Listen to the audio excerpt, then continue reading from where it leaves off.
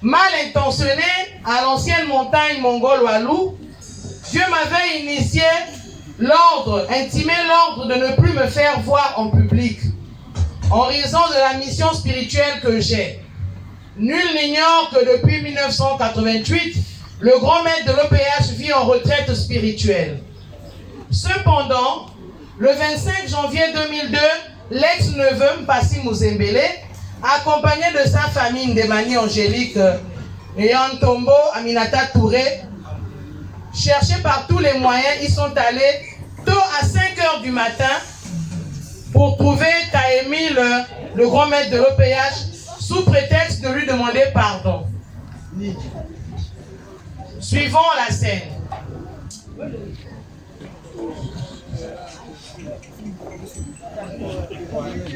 Suivant la scène, la famille se concertèrent.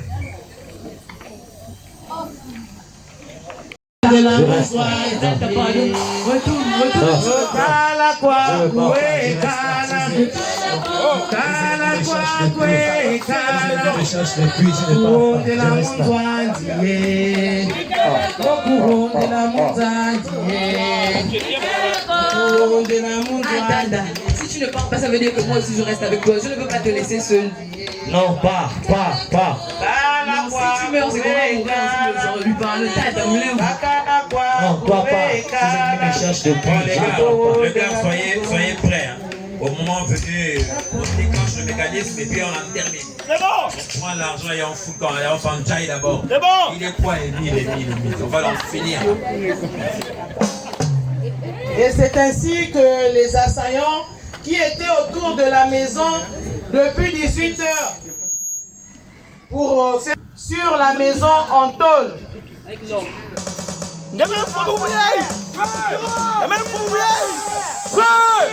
Ils rafalèrent de 3 heures du matin à l'heure de l'assaut. Ils rafalèrent la source.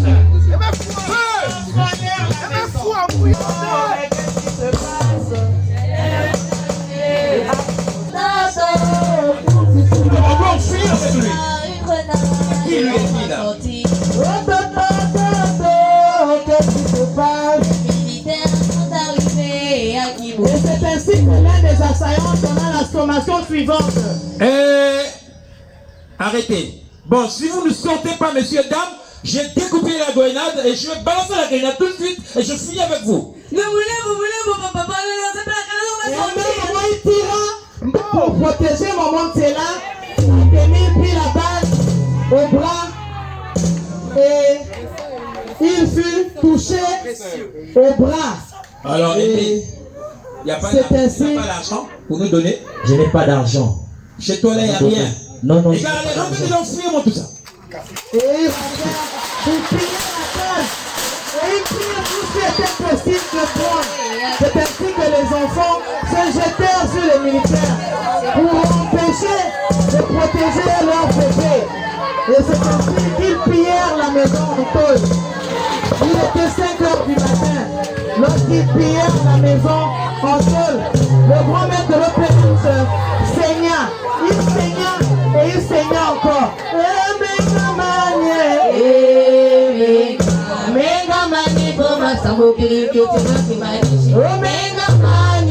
Allez, on se replie, on se replie.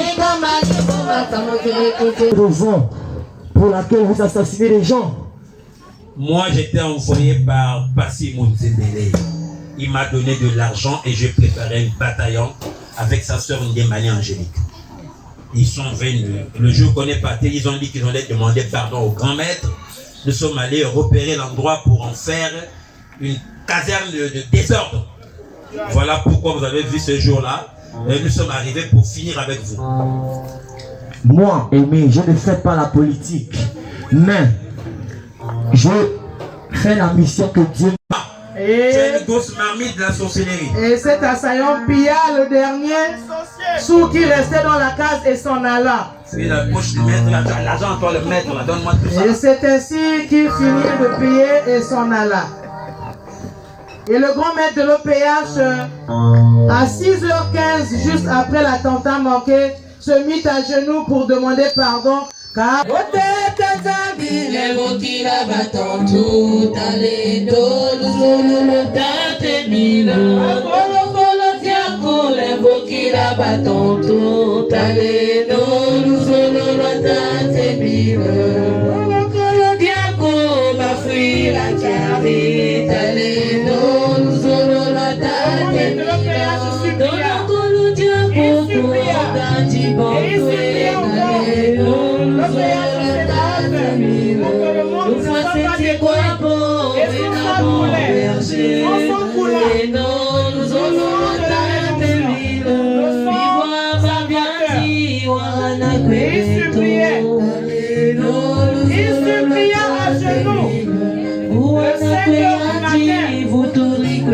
de 6h15. Et le grand maître de l'OPH supplia les cieux de 6h15 du matin à 9h15, soit 3 heures de temps de supplication pour que la colère de Dieu ne s'abatte pas sur l'homme de la terre. Et tout à coup, il entendit une voix venir du ciel. Pendant ce temps, il aperçut Bassi Mouzembele qui revenait avec un cercueil. Il revenait avec un cercueil de Brazzaville où il venait festoyer la mort de Tatemile pendant ce temps que Tatemile était en train de supplier. Et il aperçut vers 5-6 heures Bassi Mouzembele revenant avec un cercueil pour enterrer Tatemile. Mais malheureusement, suivons la scène. Moi je pense que tout le travail a été fait. Donc maman Fouivi, on ne va plus, il est déjà mort, on ne va plus en parler. Donc moi je suis venu, là je vais chercher là où se trouve le corps pour aller enterrer. C'est fini ça, c'est fini avec mon cercueil. Mais malheureusement pour lui, il n'en était rien de tout cela. Il repartit bredouille, mensonge pour propager la mort de Tatemile. Et pendant ce temps, lors de la méditation, Émile entendit une voix qui sortit des cieux, qui dit: dis à tous les humains d'arrêter de me provoquer. Que ce soit la dernière fois qu'il te touche encore, je n'écouterai plus tes prières et tes pardons, Émile. Je ne prêterai plus attention à tes supplications. Je changerai d'avis et je précipiterai le dernier jour du Seigneur pour le monde entier, afin qu'il sache que tu es mon missionnaire. Et Émile supplia. La décision de l'Éternel au PH Sébaoth était prise, celle de précipiter le dernier jour du jugement des nations. Tout le monde devait mourir le 5 février 2002. C'était cela la punition que Dieu avait destinée à tous les humains de la terre. Émile à genoux suppliait l'Éternel pour implorer le pardon des humains. Il suppliait et il suppliait. À cause des pleurs et des supplications toute la nuit, l'atmosphère avait changé dans les cieux. Une grande lumière blanche parut des cieux et enveloppa Datémile. Cette lumière jaillissait du ciel comme de l'eau jaillissait d'une pomme. Et c'est ainsi qu'il chantait. Et de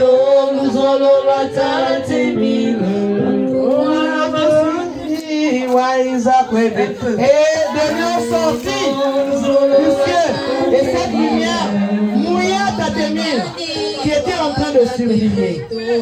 Cette lumière jaillissait et de l'eau comme une pompe coulant du robinet. Et Datémile supplia. Il supplia et il supplia encore. Et les sections de partout, de Paris, du Gabon, de Brazzaville, de Pointe-Noire, étaient dans la panique. Les sections étaient dans la lamentation. Les sections étaient en train et Datémile ne connut point la mort. Et il sortit victorieux de cela. Les sections étaient dans la prière. Le Gabon, la France, partout dans le monde, la crainte. Certains disaient Émile ne peut jamais connaître la mort. D'autres étaient convaincus de ce mensonge. Et il n'en était rien de cela. L'OPS Sébaoth avait écouté les supplications de son missionnaire et il eut la victoire sur les forces du mal. Victoire Yamene, Nayala Sangamane.